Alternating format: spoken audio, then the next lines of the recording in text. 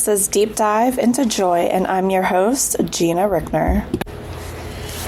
Hey Joy listeners, it's your host Gina. Welcome back to Deep Dive into Joy, the podcast where we dive deep into stories of purpose, faith, and the pursuit of lasting joy in real life. Today's guest has worn many hats: a soldier, disaster relief worker, husband, dad, and servant of Christ. Joebe Smith has served in our military in the Marine Corps, and he was recently to California with Samaritan's Purse to help during the devastating wildfires. And now he pours his heart into family and community. Through it all, danger, transition, fatherhood, he's learned how to hold fast to joy, and I think this story is really going to bless all of you. Joebe, welcome to the podcast, and thank you so much for coming on with me. Well, thank you for having me, Gina. I hope this time together gives us a wonderful time to connect. We can maybe spread joy to others and maybe, bring some blessings into our own lives and maybe others. Yeah, so just a little fun question I ask everyone to start it out. What is your favorite drink? My favorite drink? Well, as a standing infantry Marine that spent a lot of time in Afghanistan, most of us come home with a crippling caffeine addiction. Unfortunately, I never came around to enjoying the taste of any kind of coffee or anything like that, so I have to lead into various Monster energy drinks to make that happen. Really? And it kind of comes with the territory. Whenever you hear veteran, everybody kind of goes with the sugar-free white Monsters, and I am no different. So that is my go-to. Okay. So let's rewind to your military days. What drew you to serve in the Marines? So you and I are pretty close to the same age. We are batting on the cages of 40. Whenever we were... Hey now. You know. Watch it. We were very much in line with having 9/11 happen when we were in high school. So first, it kind of was a traumatic experience to see how the country reacted in that time. I remember vividly getting down to the lunch cafeteria. All of us young men were talking about how we were going to get involved and what we were going to do for our country whenever we became of age. Naturally, those inclinations did wax and wane as I went through high school, because it was pretty early in my high school career when that happened. But it already comes with every young man. We're geared and inclined to fantasize and role play and enjoy taking on the role and headspace of what the military is. It's very heavily ingrained in our culture. So it was already something that every young man was floating around with, and the 9/11 catastrophe kind of really geared and primed my being into really wanting to get involved and serve my country. So that is kind of how that came about. Okay. I believe there's a great number of veterans that share that kind of same story, and it took some time to act on it. But I felt like the foundations were laid pretty early on. Yeah, so you didn't start right out of high school? I did not. Okay. After high school, I went to a local state college here, and I majored in criminal justice. I got an associate's degree, and that was like a festering splinter in the back of my head. Like, this is something you wanted to do. You know, I felt like I was kind of tail spinning out in college. I was your quintessential college kid where I was skipping class. I was not taking it very seriously. I was just having more of a fun time, doing the bare minimum to get by, and I didn't like seeing that for myself. I took that opportunity to start to align my ethos with that of the military.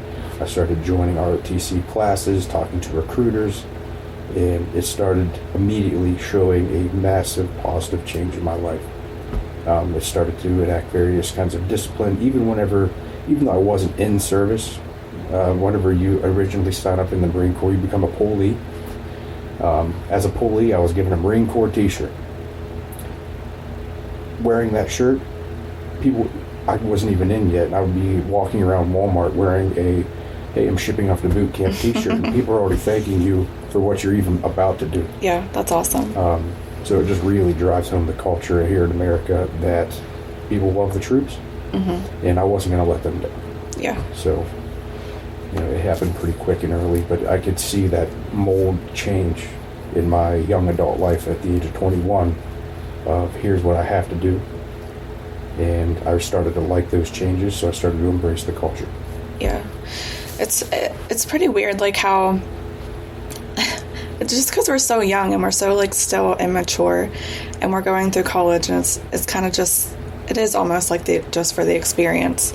And then you get to this age and you're like, man, I wish I just would have applied myself. You could have been maybe in a better position. But yeah, I just feel like it's such a young age to just be shipped off, and I don't know.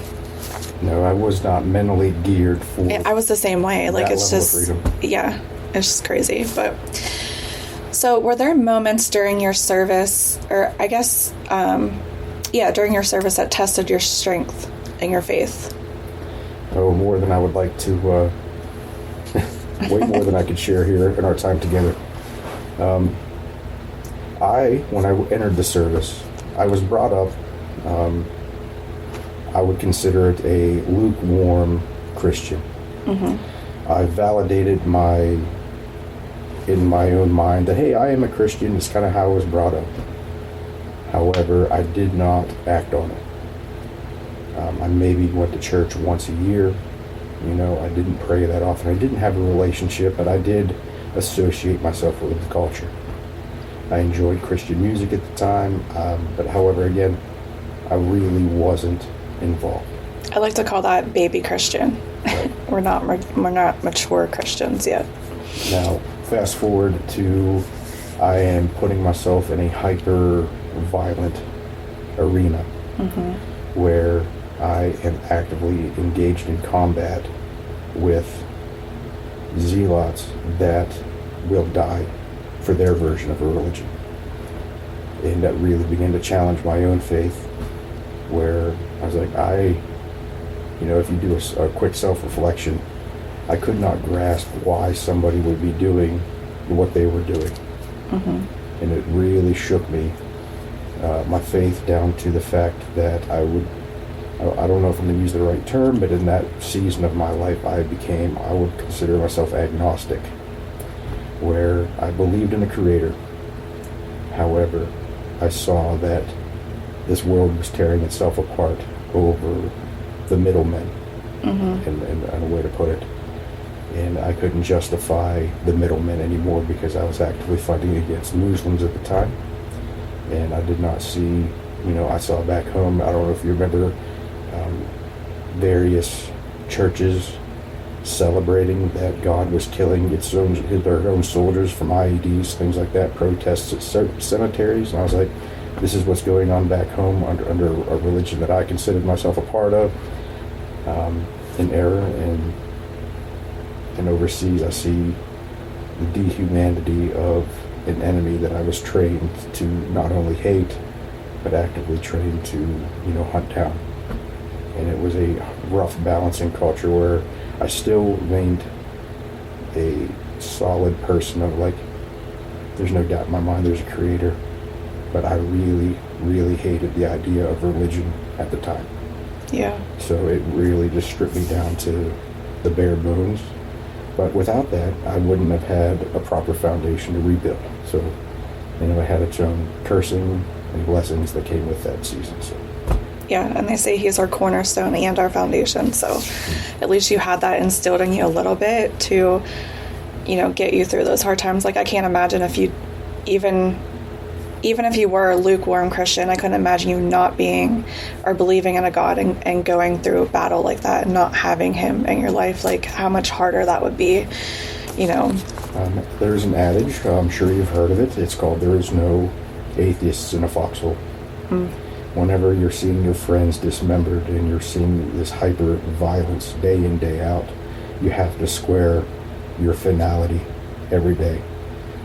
It's coached into our culture in the Marines is that you need, before you step out of the wire, you need to consider yourself already dead. Wow. If you are daydreaming about going home, you're not going to do the job when it lands in your lap. If we have to assault an objective, and you only considered with making it home, you're going to endanger other people. And it's a tight line we all have to walk daily. Not saying that I succeeded in that every day, because of course everyone dreams about getting home. Right. Especially if you have a family. Yes. But that's kind of the culture that's taught. So, we have to really square away, like, this is what's going to happen if I die. So I was already, again, well-versed into the lukewarm baby Christian status. And it was just, again, I had an idea what was going to happen if I happened to perish. It was just, extremely unfounded and naive and just uneducated on my behalf as far as the realm of religion goes. But that's the culture that we have to deal with every day. So can you share with us a moment in the military that still shapes how you live today? So, there's a great number of things that the Marine Corps taught me that I utilize every day. My wife would laugh and say that I've got pride problems. I take a lot of pride in everything. Don't we all? Yes. I take a lot of pride in everything I do. So much so that I will mentally tell myself that whatever I'm in, I will become the best at it. That is the mentality that's been drilled into me for a very long time. And I understand through the principles of improvise, adapt, and overcome that the Marine Corps taught me that there's no task in this world that if I dedicate myself to it, that I can't teach myself to win at it. Yeah. And that's something I carry forward every single day. I don't succeed every day, but at the same time, the things I hold most high in my life, I try to master my craft and just continue to charge forward, considering myself the victor before I even step out onto whatever the task is. As they say, you must boldly declare. Yeah. And I do every day. So do you have a piece of advice for anyone that's thinking about going into service or is going into the service, about to go in? Do you have any advice for them? All right. So the very basic advice is that we as a community, we as a nation will be behind you when you make that choice. However, you really do need to weigh your perspective, MOS, military occupation, and speciality. Understand fully what you're asking for.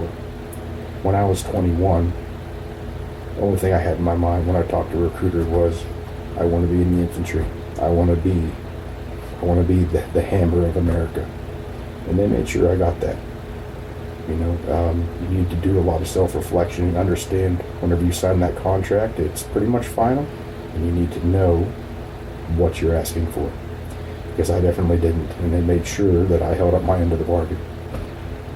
So that's a huge piece of the pie, is know what you're getting yourself into. But I think you need to mentally prepare for something like that beforehand. Like, I don't think a lot of people realize exactly what they're stepping into. Just feel like maybe it is a pride thing too. There's like, I just want to serve my country, but they're not realizing what serving your country actually means. So, and don't give up. That's another big thing. When you finally get your boots into the door and you've earned your titles of, if you're an airman, soldier, Marine, sailor, whatever it may be, don't lose faith. You're going to find a myriad of cultures when you get on the other side of that entry-level training. I've told every Marine that I've ever helped onboard into the Marine Corps that do not lose your motivation. It's something that is a death sentence to your career in the military. If you leave every day resenting your service, you're 3 steps behind, rather than someone that went forward and is actually enjoying their time in, because they are squaring away in their own head of, I like to be here, I enjoy what I'm doing. But you're gonna see this culture split when you're in, that is, they'll grow their hair out to the basic regulations. They're going to just try to get away with as much stuff as they can because they begin to hate the culture. If you align yourself with that camp, you're going to just be as miserable as they are. And your time in, you just can't wait to get out. And that's going to, if you resent your time in service, that's leading into a lot of other negative effects after the fact. I've seen this play out a number of times where people, they dread everything they did in, nothing but negative comments about their time in, and just don't fall into that booby trap. You join for a reason. Got to stay motivated. So I'm a little, I don't know a whole lot about the military, but do they have, church services or anything for you guys even? I don't know if you get sent somewhere else, if that's possible. Do they have any help that you can get while you're in there? There is plenty of help out there, and there are plenty of church services available, especially in boot camp. I loved, again, here's an error, just a young man. Sunday mornings, they would do a call out of who wants to go to church. Again, this is boot camp where you're getting screamed at and PT'd on the regular. And this is a guaranteed 2 hours to get away from that. You're going to walk into a church pew and sit me down. And yes, please. I sit in the AC, and people, you look left, right, people are just passed out, sleeping at church. Oh. It was a reprieve, but that's and mildly joking here, but there will always be chaplains and services offered for whatever religions are present on a base. Okay. That's a big part of it. In the Marine Corps, we say God, country, Corps, and we're true to that. First and foremost, our allegiance is to our Lord. That's why it's in there. Yeah. Then our country, and then the Corps. Okay. So we follow that paradigm. Okay. So let's move on. You recently went to a trip to California to help with disaster relief. Can you tell us what led you to that trip? Oh, yes. So, my wife, God love her, signed us up for a program. It's called Operation Heal Our Patriots through Samaritan's Purse. And it's a lovely organization. I don't know if you've ever seen the little shoe boxes that they send all over the world. That's Operation Christmas Child that spreads the good word and faith across the world to people that might not get it otherwise. Yeah, Samaritan's Purse is pretty much the only one I really like to donate to because I know exactly what they do with it. So yes. So they offer this Veterans Healing Program. It's called, again, Operation Heal Our Patriots. My wife signed me up for that, or us up for that, and through the grace of God, we got selected to do this. They flew me and my wife out to rural Alaska, where they put us on a cabin on a lakefront in front of Mount Tenillion. And we have, I believe, 11 other veteran couples. Everyone's married. Everybody is kind of faith-based. There was a lot of healing programs offered to the veterans and the wives. We would start every day with prayer, breakfast. We would go out on excursions throughout the day to see the wilderness. We would pray before everything. We would go through marriage counseling and classes when we were up in Alaska. It was a total package to bring everything in my life back to a centered place. yeah. And it felt like a lot of healing had happened on the wives' fronts because there's a lot they have to deal with being married to a veteran with PTSD. And, so the wives would go away, they'd be talking and they'd be sharing their trials and tribulations of what they had to go through dealing with their husbands. When the guys, we'd sit around a campfire and we're sharing our own stories. And there was a lot of healing that was happening there on the wives' sides, the veteran sides, and then of course there was a lot that was happening as couples. We're good friends with a number of people we went up there with. On the other side of that, the Operation Heal Our Patriots, you become part of what's called Team Patriot in Samaritan's Purse. And during our time there, I recalled thinking that this is what a church community should be. Mm-hmm. They always had a smile on their face. Everybody that was there was pleasant, biblical, and was just doing everything they could to make our time feel as much as a blessing as possible. Right, and church isn't just in a building. Church is not just some place you go to. Church is getting out into your community and being the church, and that's what I love about them. So our hair was blown back, and when we got back to the lower 48. We got back to Pennsylvania here, and the first thing we were talking about is we need to pay them back for what they just did for us, because it was a reshaping of the foundation again for our marriage. And we went through a season, me and my wife. We were shopping for a church in the area, and we happened to come across one that was extremely well aligned with Samaritan's Purse. It's the First Baptist Church in Curwensville. Mm-hmm. It's a local hub for the Operation Christmas Child in our area. And that's a church I grew up in. there you go. And it felt like home. Mm-hmm. They were extremely good community. They embraced us early. We felt like this is the place for us. But as far as to come back to your question, that's how we got involved. Okay. I don't want to say indebted, but we were exposed to an organization that just, with us doing nothing for them, offered just so much to us. And we wanted to make sure that we were able to be in a position to give that and pay that forward to the next group. With that, we eventually got an email at the area of the Palisades fires up in California that they wanted a few people from Team Patriot to go help. And the grace of God allowed our schedules to just kind of have white space in this time. It's like, I can take vacation. Can you take vacation? Yeah, I can take it. It all just kind of played out like it was effortless. It's like, we got to do it. So we went out to California. We hit the ground running, and that's the pipeline for me and my wife of how we got involved and actually got out to California. So tell us a little bit, like, what happened when you were out there? Like, what exactly did you guys get involved in? What did you do? How did you help?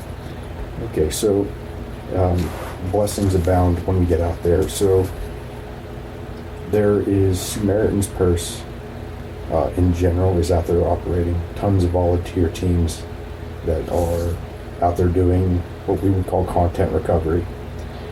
We're not really there to rebuild. We're not really there to do much other than to offer support services for the people that were affected. These homes, you would see 3, 4-story buildings just burnt down to their foundations, and people had lost valuables. It's like, hey, I have these items, to help me bring closure. If you could find any of this in this wreckage, that would be wonderful. And we would look for those things for them. Wow. Or if they just wanted to talk, we could sit there and talk with them.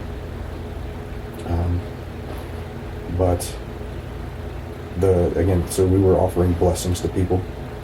I'll give you a few stories if you want. Yeah, I'd love to hear them. So there was a young woman. Unless they're going to make me cry. I don't know. I'm an easy crier. I'll back up. No, it's okay. Go ahead. Share what you want. I believe it was our second morning. We were typically given 2 job sites a day to go help people. In the morning, we had a pretty successful content recovery. A nice older couple had lost 2 homes that they were not going to be able to afford to rebuild. Her father served in the Navy in World War II. Wow. And she wanted some medals and things of this nature, among other items. And we found... And what a cool person for you to connect with. Like, exactly. Just, that was a godsend for sure, I think. So we're sifting through all of her stuff. We're sifting through the wreckage. It took a few hours. We were there 3-4 hours, but we found probably about 90% of what she wanted. Wow. And, we were running a high at that time. That's awesome. A faithful high, like, wow, we just, we made her morning. It just felt good. It pumped me, my wife, and a few of the other people at Team Patriot. It's like, I'm feeling good. Just being, offering so much to these people. And then we moved to our second job site for the day.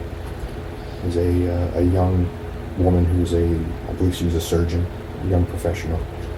She got called into surgery during the fires. So she takes her wedding ring off, puts it on the counter.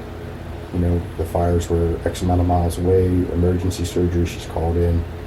Fires overtake her home while she was in surgery. So we show up, and that's the only item she's after. We pray with her, And for whatever reason, again, as a Marine, I'm a hard-charging, gung-ho attitude. And I did something I'm not allowed to do. I took her by the hands. She's just so pleased we're there. And we boldly declare, we're finding this thing. We're going to find this. I love bold prayers, man. So we set into tearing apart this rather large home. We kind of know generally where this would have been. However, a 3-story building that falls in through itself, one ring can jump and bounce anywhere. And we are diligently hustling. We are breaking ourselves to try to find this one item. It's the first time we came across someone that just wanted one thing, and we're not going to try to let it down. We get about 3 hours in, and I'm starting to regret this. You're sweating. You're almost crying. It's like I just promised this woman I'm going to find this ring, and it's not looking like it's going to happen. So we continue to pull apart her some fridges and other items like that, and you can tell we're coming down. We got maybe 5 minutes left. We're coming up empty-handed, and she's kind of going around again, shaking our hands and having a conversation with us, hey, at least it was the community. Happy to see you guys were able to come out here and at least offer me peace of mind. This alone meant the world. And we're all just, it's very somber. And they give, because we were through various litigation, I believe we were only allowed on job site 4 hours per home. Oh, wow. Because of contact with asbestos and things of that nature. Okay. So the job boss, two lovely people, a Marine and his wife called Miguel and Yoli. Basically, they say it's timed. Our 4 hours has come. We have to pack up and leave. And we're all pretty disheartened. They start to, whatever was in the sifters kind of gets dumped out. I'm standing across from an Army vet. And, he's got one shovel full of dirt. And we're just kind of looking at each other. It's a pretty somber moment. And we both reach down and said, we're just going to at least sift this bucket, or this last shovel. He's kind of holding it on his thigh. We're both tearing through it. And lo and behold, the last shovelful, his fingers graced this burnt black platinum band. And the last shovelful had her ring in it. Yeah. See, these just don't become coincidences anymore in life. You hear stories like this, and it's like, I told you, I'm a crier. I just got tears in my eyes. This is so crazy. And you want to talk about wow. We're all audibly praying during these 4 hours we're at this job site to find her one item. And again, boldly declaring we were not allowed to do when we got there. Mm-hmm. And then just seeing this whole thing come to head on the last shovelful when we were told to leave. And then, of course, tears are flowing because she's breaking down. Mm-hmm. This is just a wonderful way that we were able to, again, show support for a community, but bring the gospel into the community as well. Yeah. We saw God move at every job site that week, because we were there 1 week. But, we made a huge difference in this woman, in her faith journey. It's what makes me tear up, because it's just, he's so freaking good, man. It doesn't matter what you're going through. I was suffering. I was so good. Are we going to find it? I'm not entirely sure we are. I'm going to feel like a heel, and just all of a sudden, here it is. Oh my goodness. Wow. So I was going to ask you, the next question was how that experience grew your faith, but obviously just in that story it was holy man. So that's really cool. It grew my faith. Again, we saw miracles. We were praying a lot during our time there. Samaritan's Purse is very faith-based, very prayer-based. They pray over everything. We go to a job site, we pray over the vehicle ride to the job site, we pray over the job site, we pray over the workers of the job site. We are heavily involved in that lifestyle. And during my time serving these people in the Palisades, like I just saw God move mountains for people. Mm-hmm.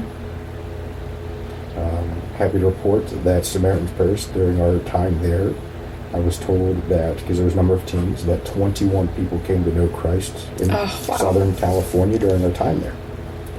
You know? Somewhere where he's probably needed a lot. Wow. That's huge. That is huge. So, I mean, how did your time with Samaritan's Purse deepen your understanding of service? So, I'll kind of reflect back to what I told you whenever I was in Alaska. I saw a community of people just not out of obligation, not this fake love that fake love / customer service you'll see if you go into just normal everyday businesses in America. I saw people laying it all out for me and my wife. It kind of provided the blueprint, the example that we as Christ followers should be trying to portray ourselves in a community. And then we started to see that just about everybody in Samaritan's Purse is acting in this way. Whenever we went out to California, I tried to just emulate what was shown to me. Yeah. I believe was it Luke that says go forward and do likewise. Mm-hmm. So that's exactly what we were trying to do. Yeah. And just like Jesus says, we're supposed to be the lowest of lows. He was, he washed the feet of his disciples. We're supposed to be servants and not, some high king or, thinking we're better than anybody else. But so let's see. How do you discern when God is calling you to act or to wait? Okay. Because I know with me, it's always like, I just want to go. Like, I don't want to wait. I don't want to hold off. I just want to go and do it. Or even at church, I have a hard time discerning exactly where God wants me to be because I want to be in every position. I want to serve in every position. And so that's hard for me to know when to act or to wait.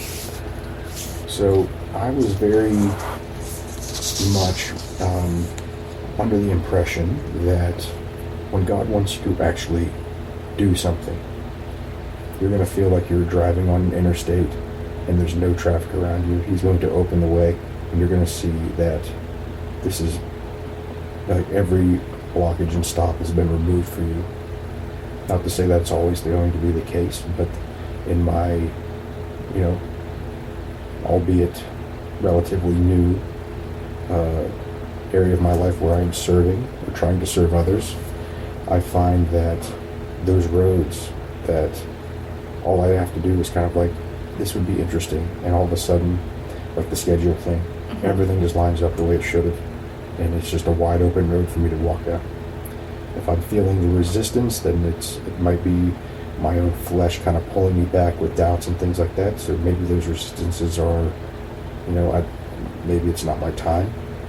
But for just about everything in my serving of others right now, it's been an open road, and that's kind of me and my wife have got the blessings of being able to run down them. It's been an easy path. Yeah. It's like with this podcast, I was like, I'm going to hold off. I'm probably going to wait till I'm feeling better, or I get through PT and my leg's better, or I'm like, okay, I'll hold off to fall, or when I get more recorded. And it was like, no, because he brought, I didn't have any of the equipment or anything to do it. I wasn't equipped, but he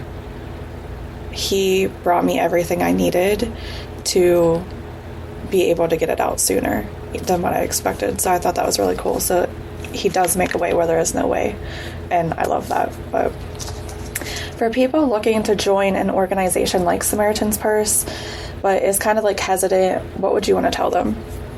So you have to do an honest inventory of why you want to be involved.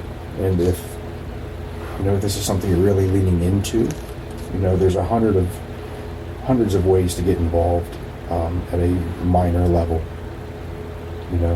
and you'll find that whenever you get spiritually filled up, even by doing the small things, you'll get this notion of like, oh, I want to do more and more. So if you're just considering serving, especially in Samaritan's Purse, like I said, in our local area here, we have Operation Christmas Child. There's tons of opportunities to volunteer for that. You just show up for an hour or two in an evening, you might feel spiritually filled after that. Yeah, like even packing Christmas boxes and stuff, yeah. Yeah, there's a need for it. If you are not interested in that, you want to go buy a few Hot Wheels cars, bring them to a local drop-off site.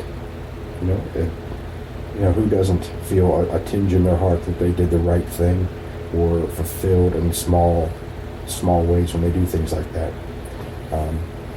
So like that's a great way. If you're hesitant, you can just dip your toe a little bit.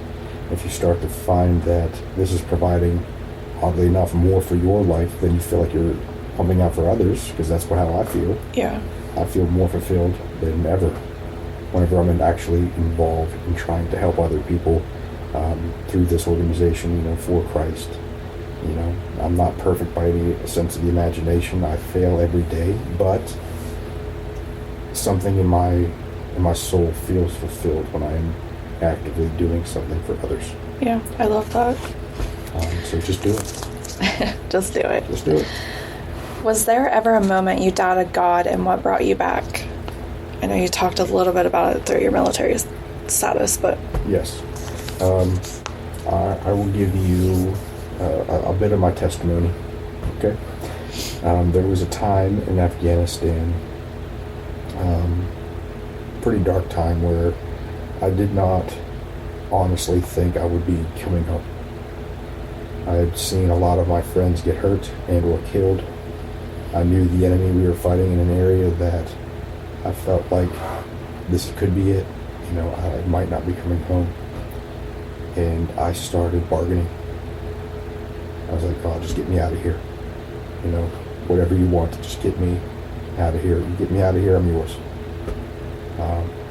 Again, there's that foundation, Mm-hmm.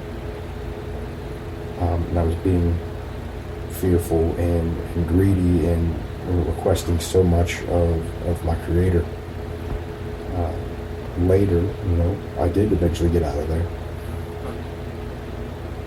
Again, low point before that, I began bargaining with my Creator in that moment.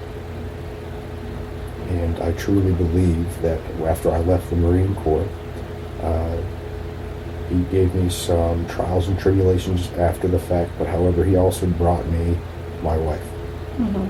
who is so much more of a Christian than me, But she helped right the ship.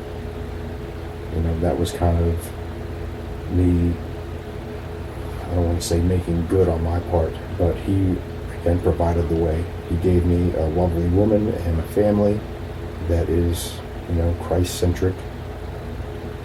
She led me back in. Yeah. He provided everything. I'm thankful for all of it.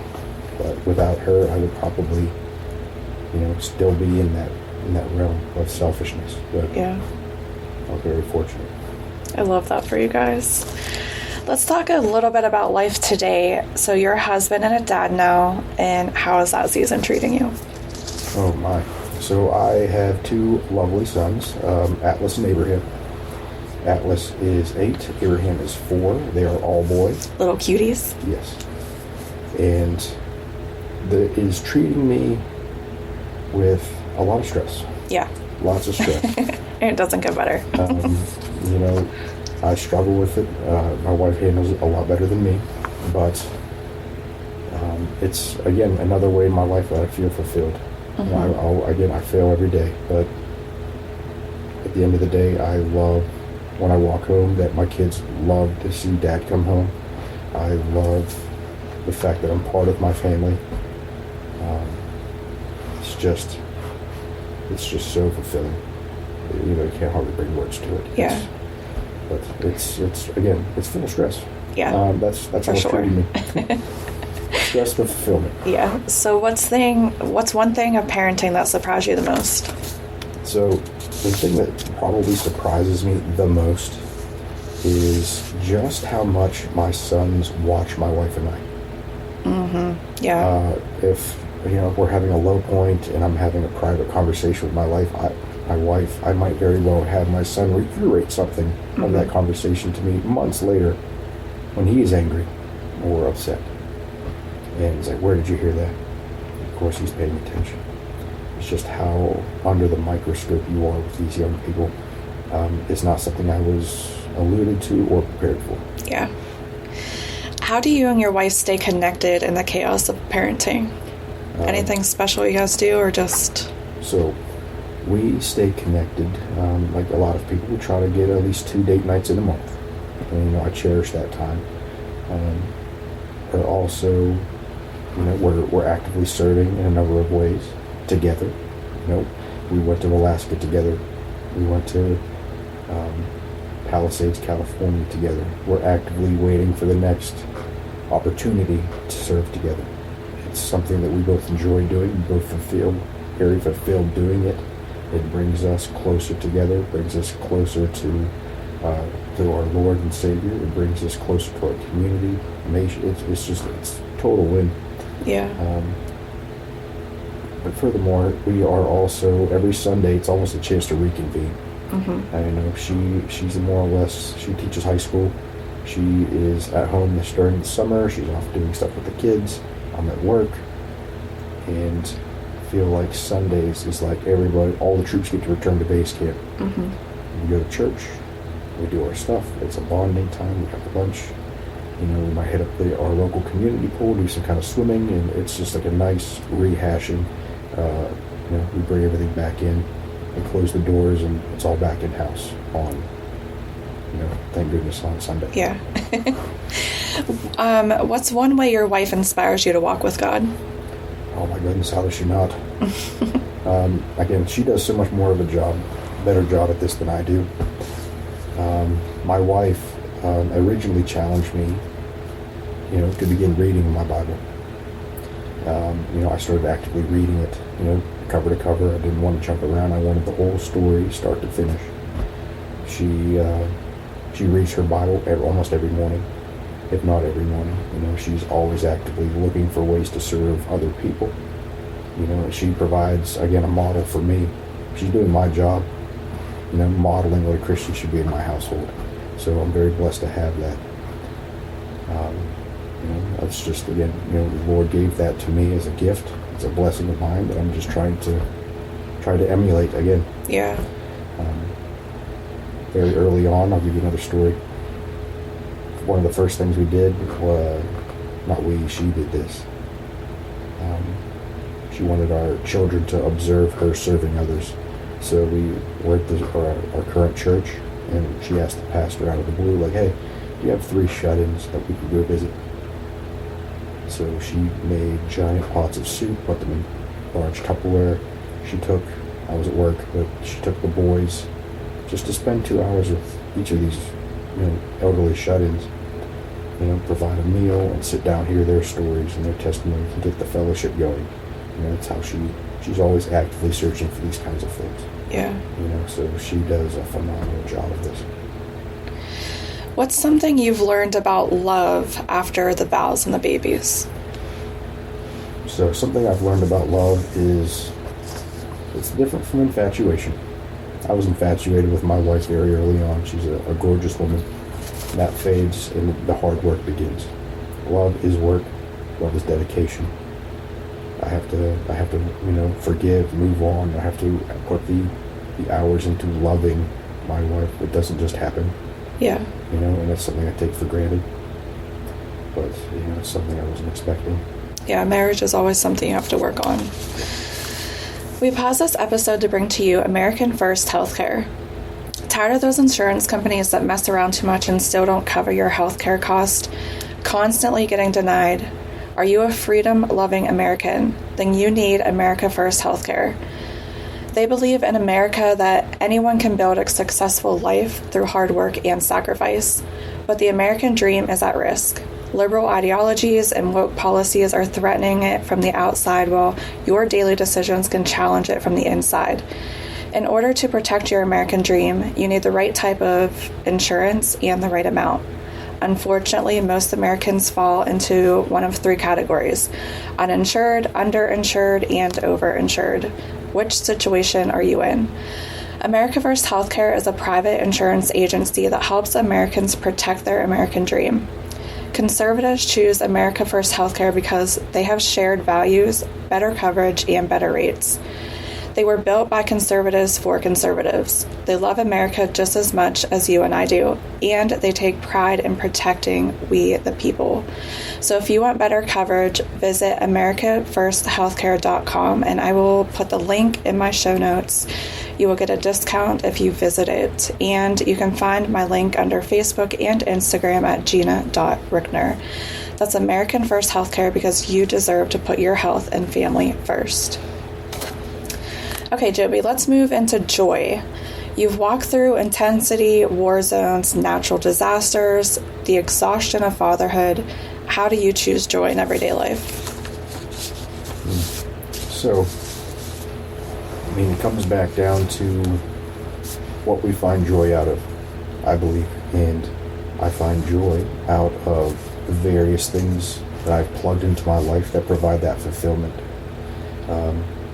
That's what provides me joy. If it's that moment of me and my wife helping a woman discover a lost wedding band, that provided joy. If it's us providing services to those in need, that provides joy. If it's me walking home at the end of the day and hearing my kids pitter-patter running towards me screaming, "Hey, Daddy's home," that's joy. Mm-hmm. It's more about fulfillment. Feeling that fulfillment brings me the various joys of my life. Yeah.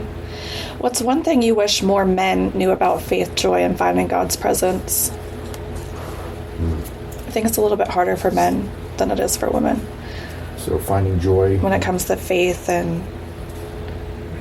Well, they say it's your job.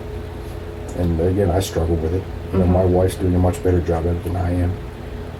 But it truly provides community. It provides, discipline. It provides, the life nectar of the family unit. And you need to lean into it. It's our job. It's on our shoulders to try to lead our families in a Christ-like manner. Lead them towards that. You need to do so, and it will, believe it or not, bear fruit. It will bear dividends. Not that you should be doing it for the dividends, but yeah, the closer your family marches in that direction, mm-hmm.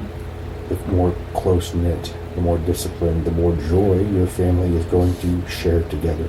Yeah. So I like to ask every person that I have on, what legacy would you like to leave behind?